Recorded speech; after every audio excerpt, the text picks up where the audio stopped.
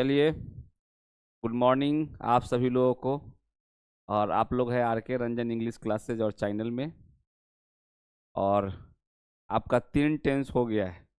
Present indefinite हो गया है, पास्ट इंडेफिनिट हो गया है और फ्यूचर इंडेफिनिट हो गया है। छोड़ दो बेटा, छोड़ दो। फ्यूचर इंडेफिनिट हो गया है। 3 टेंस आपका हो गया है। ठीक है, तो चौथा टेंस पर हम लोग बात करेंगे। छोड़ दो बेटा, छोड़ दो। वहाँ देखो, छोड़ दो। वहाँ देखो, आज ये छोड़ नहीं रही है, तो आप लोग साथ साथ पढ़िए। ये बेटी है नाव्या सिंह, आप इसके साथ पढ़िए आज।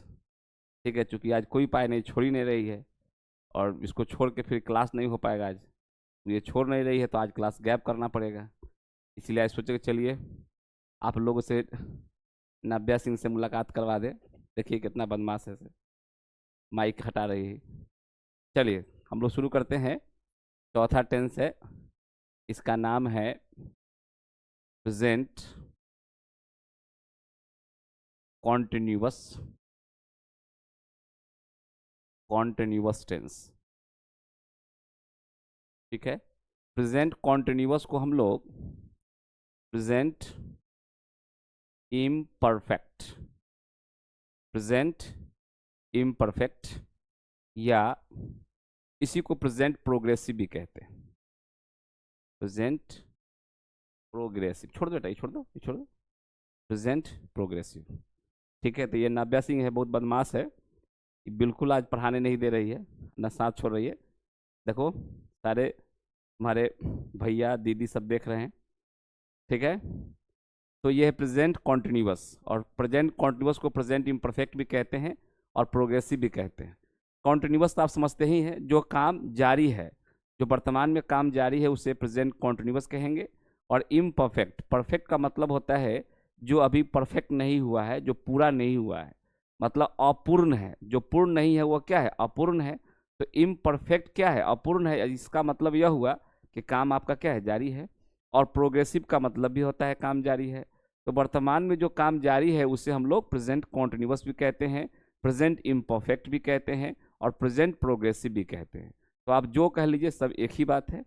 हम लोग क्या करेंगे, हम लोग पहले देखेंगे इसका पहचान। छोड़ बेटा, हम लोग देखेंगे इसका पहचान। यहाँ देखो, हम लोग देखेंगे इसका पहचान, रिकॉग्नाइज। ये छोड़ दो, यहाँ देखो, रिकॉग्नाइज। रिकॉग्नाइज को हम लोग हिंदी में कहते हैं पहचान। इसकी पहचान क्या है? पहले रहेगा क्रिया और क्रिया में लगा हुआ रहेगा रहा है। अगर ये नहीं रहेगा तो रहेगा रही है, और ये नहीं रहेगा तो रहेगा रहे हैं। ठीक है, ये 3 में से कहीं से क्वेश्चन बुआ आ सकता है। या तो क्वेश्चन जो आएगा आपका आएगा वो आएगा रहा है, और नहीं तो आएगा रही है और रहे हैं। ठीक है, एक क्वेश्चन और हो सकता है, एक क्वेश्चन और हो सकता है। जैसे आप इसको ले लीजिए, एक क्वेश्चन और आप ले सकते हैं, इरेज।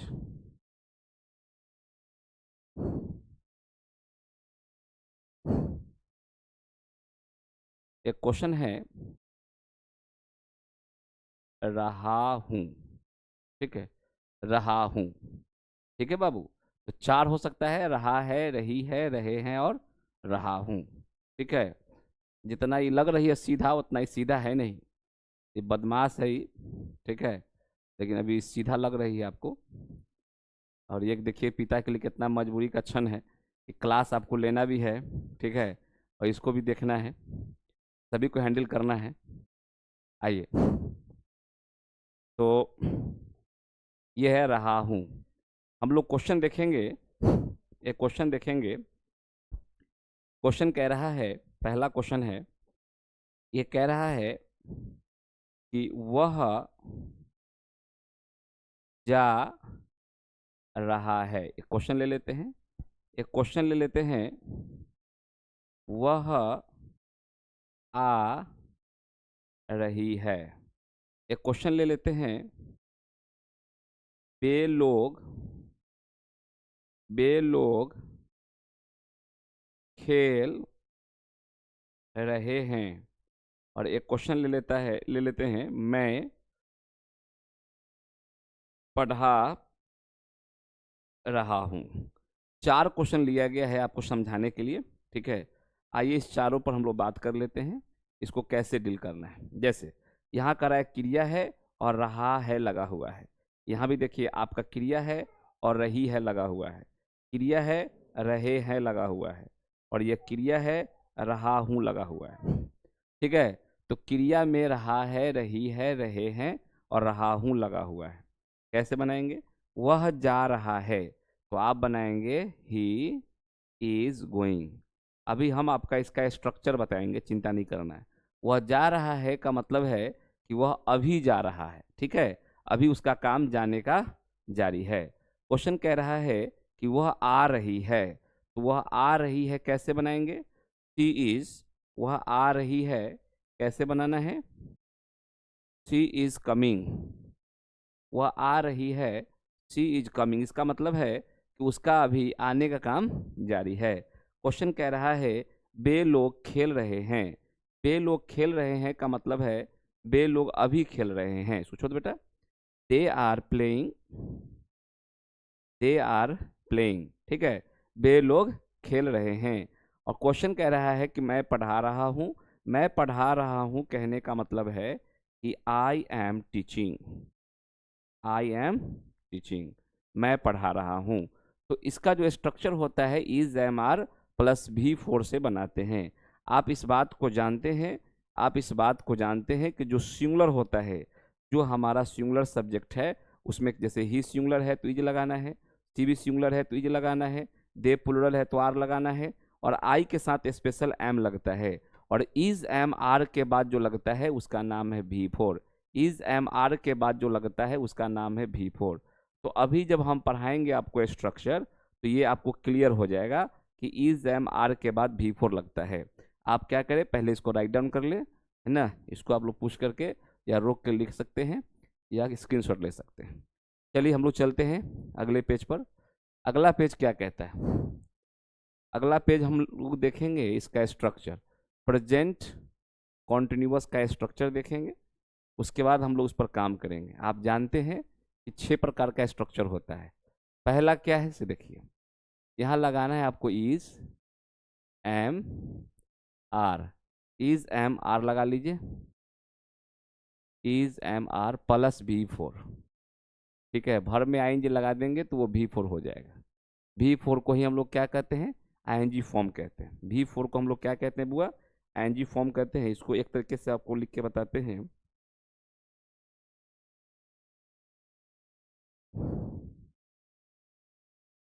इसी को आप ऐसे लिख सकते हैं, ठीक है।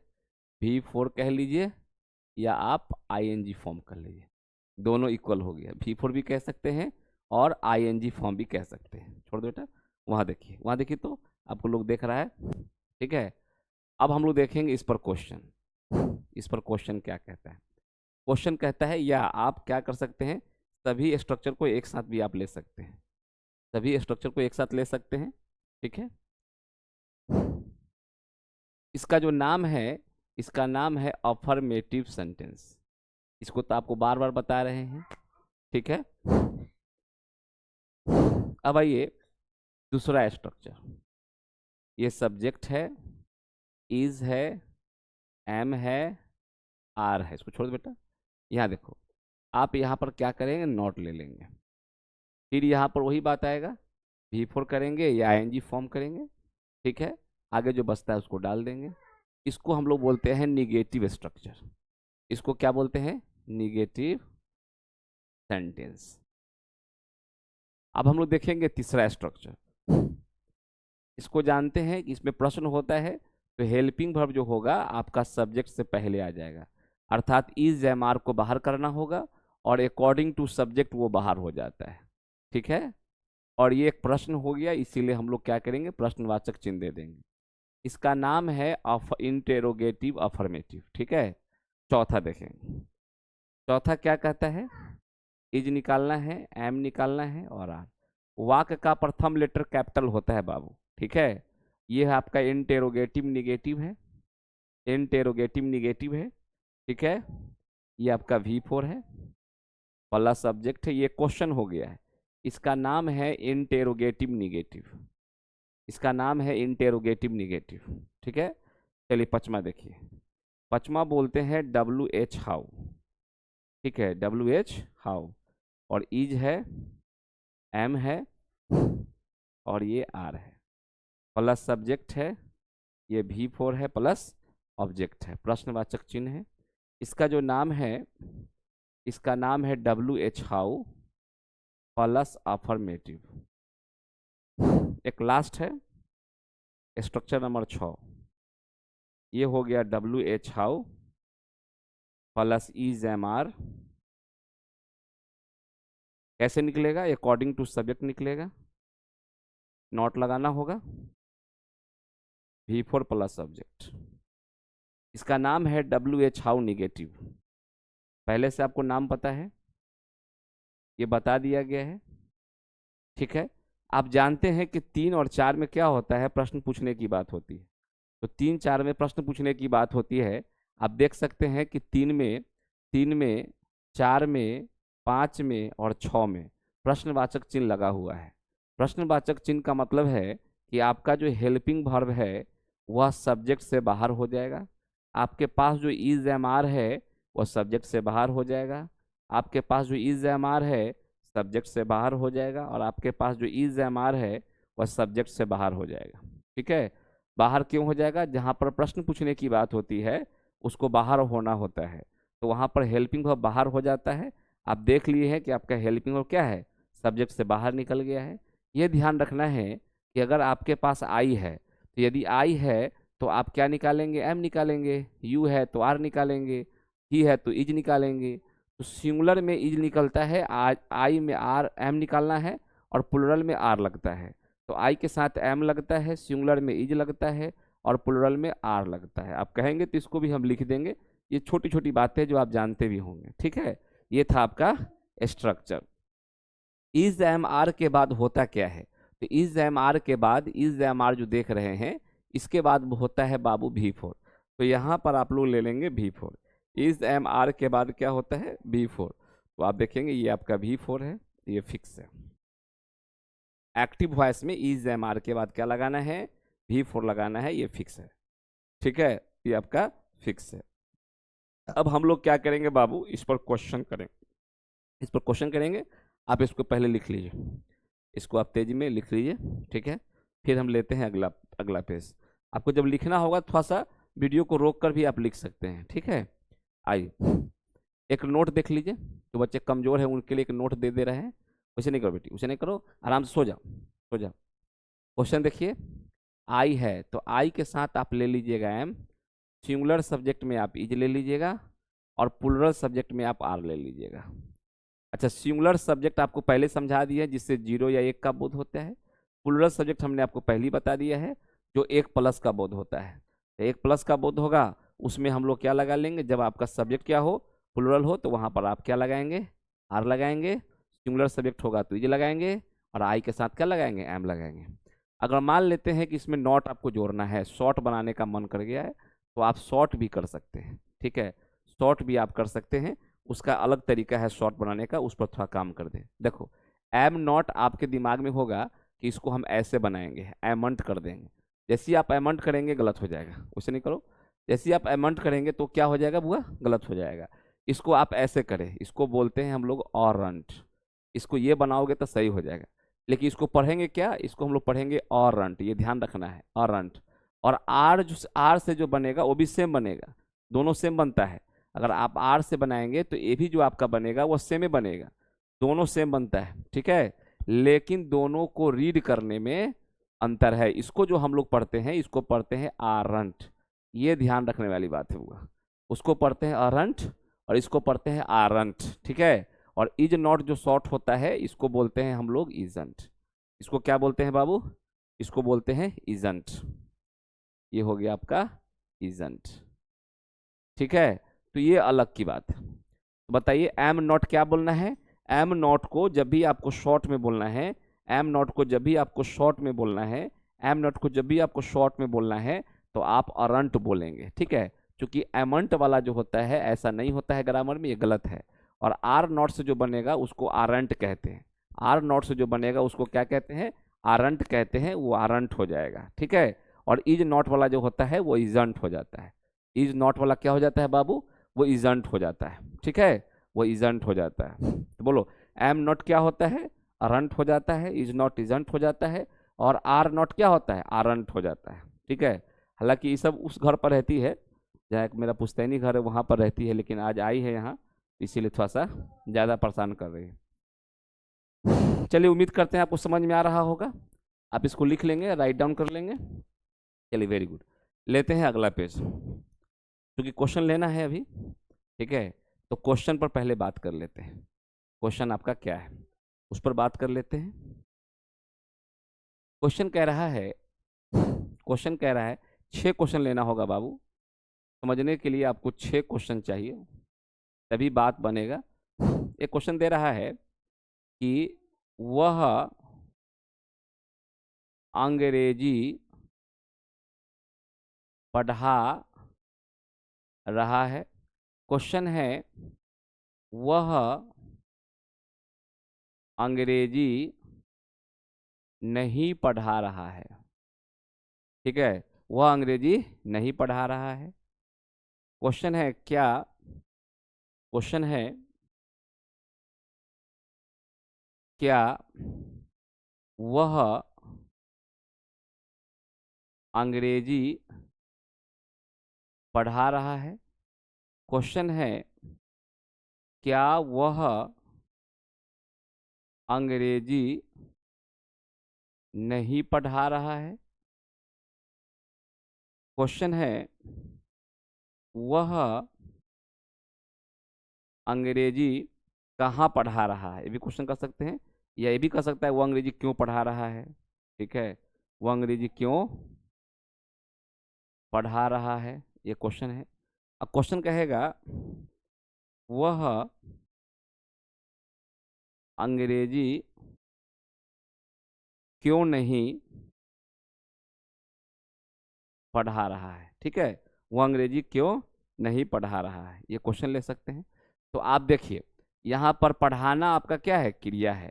एक बात ध्यान रखना है, पढ़ाना आपका क्या है बाबू, क्रिया है, और क्रिया के बाद लगल है रहा है, रहा है, ये सब आपका पहचान है। क्या पहचान है कि काम जो है वर्तमान में जारी है, ये आपका पहचान है, काम वर्तमान में जारी है। अच्छा वह अंग्रेजी पढ़ा रहा है कैसे बनाओगे, तो वह अंग्रेजी पढ़ा रहा है तो बनेगा he is teaching, he is teaching English. वह अंग्रेजी, वह अंग्रेजी पढ़ा रहा है। क्वेश्चन कहेगा वह अंग्रेजी नहीं पढ़ा रहा है।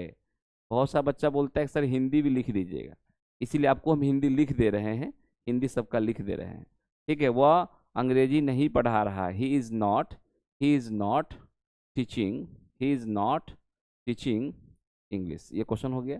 कहेगा क्या वह अंग्रेजी पढ़ा रहा है, तो क्या वह अंग्रेजी पढ़ा रहा है, तो इज निकाल लीजिए, इज ही टीचिंग इंग्लिश, ठीक है, ये हो गया क्वेश्चन।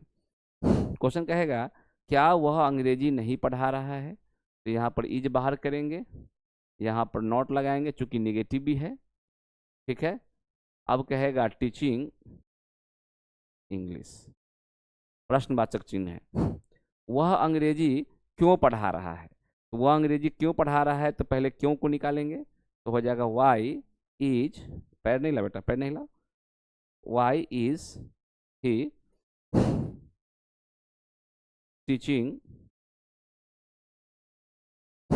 इंग्लिश। कहेगा वह अंग्रेजी क्यों नहीं पढ़ा रहा है, पहले निकालेंगे क्यों, क्यों निकालेंगे, वह अंग्रेजी क्यों नहीं पढ़ा रहा है, तो why is he, why is he not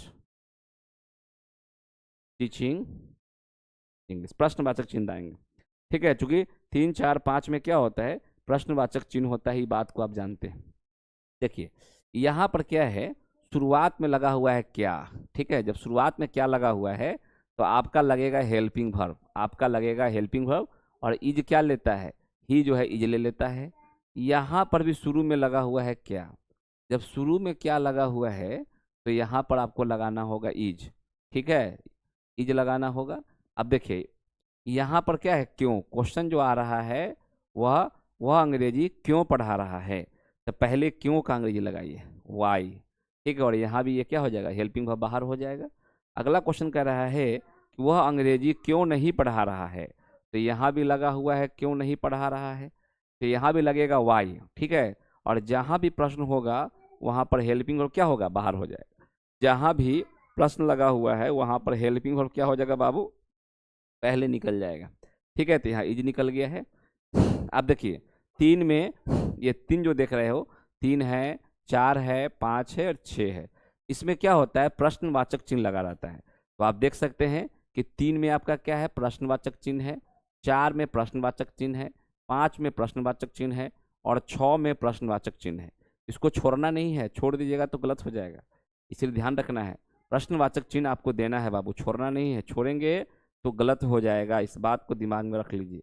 ठीक है, अब देखिए जहाँ जहाँ प्रश्न है वहाँ पर हेल्पिंग वर्ब क्या हो जाएगा, बाहर हो जाएगा। तो आप यहाँ पर क्या करेंगे, इज को बाहर करेंगे। देखिए यहाँ पर इज बाहर है, यहाँ पर भी क्या बाहर है, इज बाहर है, यहाँ भी क्या बाहर है, इज बाहर है। तो अकॉर्डिंग टू सब्जेक्ट जो हेल्पिंग वर्ब होता है बाहर हो जाता है। अगर यही क्वेश्चन रहता कि क्या मैं अंग्रेजी पढ़ा रहा हूँ, तो अगर यहाँ पर आई होता तो एम बाहर कर लेते। यही क्वेश्चन रहता कि क्या तुम अंग्रेजी पढ़ा रहे हो, तो अगर यहाँ पर यू रहता तो आर बाहर हो जाता।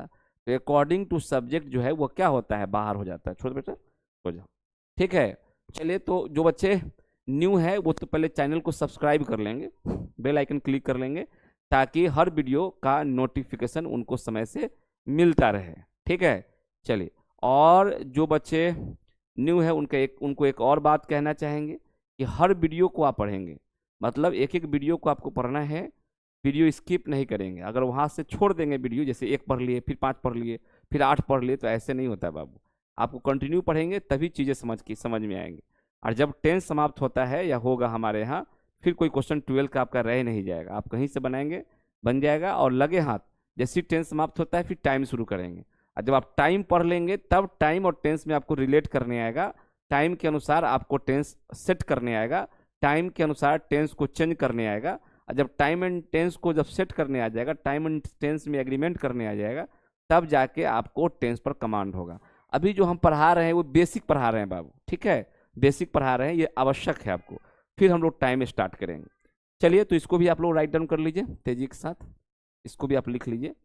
तो इस तरह से आपका समाप्त हो गया है। अब आप कोई क्वेश्चन लेके देखिए, आपसे बन जाएगा। जैसे मान लीजिए कुछ क्वेश्चन आपको बताते हैं, कुछ क्वेश्चन लेना चाहते तो ले सकते हैं। क्वेश्चन कहेगा आपको ऐसे कि क्वेश्चन मान ले कह देगा, वह लड़का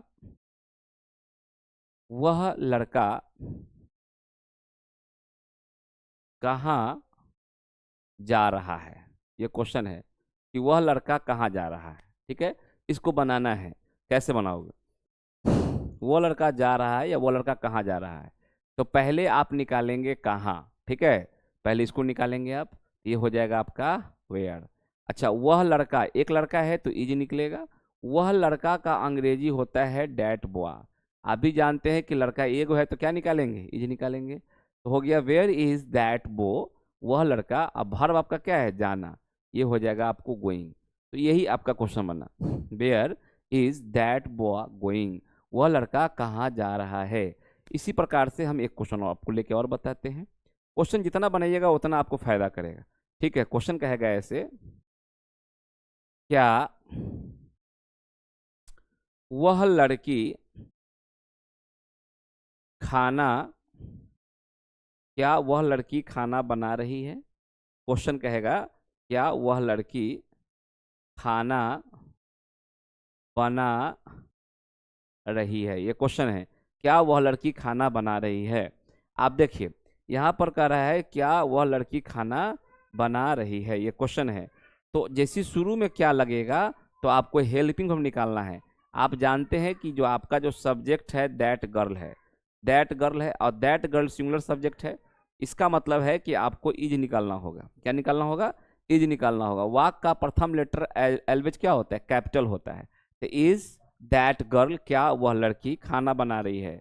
खाना बनाना को बोलते हैं कुक, और इज एम आर के बाद होता है V4। तो आप कुकिंग भी कर सकते हो या कुकिंग फूड भी कर दीजिएगा तो कोई दिक्कत नहीं है। या केवल कुकिंग कर दीजिएगा तय हो जाएगा। कुक का मतलब होता है खाना बनाना, तो इसको भी आप लिख सकते हैं।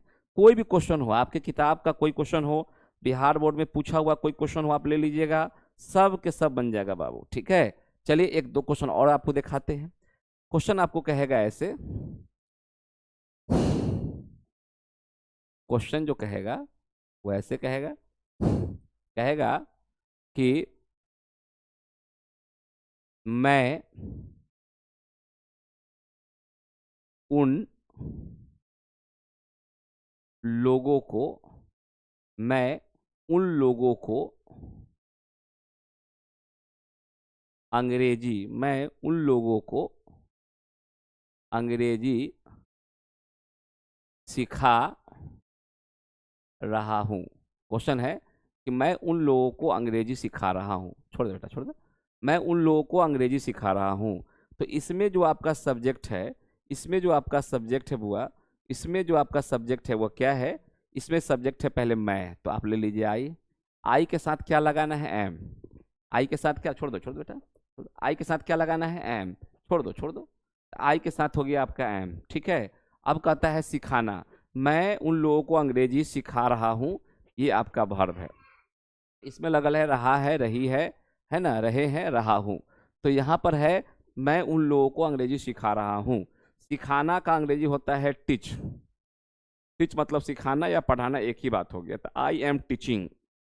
ठीक है, आई एम टीचिंग, मैं सिखा रहा हूँ और उन लोगों को सिखा रहा हूँ। तो उन लोग क्या है? ये ऑब्जेक्ट है। तो दे का जो ऑब्जेक्ट होता है वो देम होता है। दे का ऑब्जेक्ट क्या होता है बाबू? देम होता है। आई एम टीचिंग देम, मैं उन लोगों को सिखा रहा हूँ। और क्या सिखा रहे हैं? इंग्लिश सिखा रहे हैं। मैं उन लोगों को क्या सिखा रहा हूँ? अंग्रेजी सिखा रहा हूँ। तो देखिए इसमें दो गो ऑब्जेक्ट है। एक जो ऑब्जेक्ट है वह है आपका इनडायरेक्ट ऑब्जेक्ट। ठीक है, ये व्यक्ति वाला है।